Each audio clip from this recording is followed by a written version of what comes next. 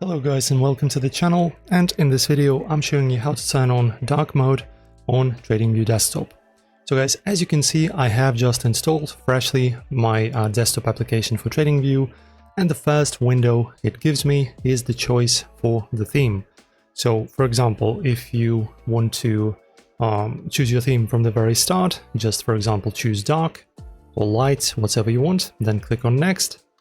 Alright, as you can see, it has a native monitor support. Next, basically choose next until you get to the app and press got it.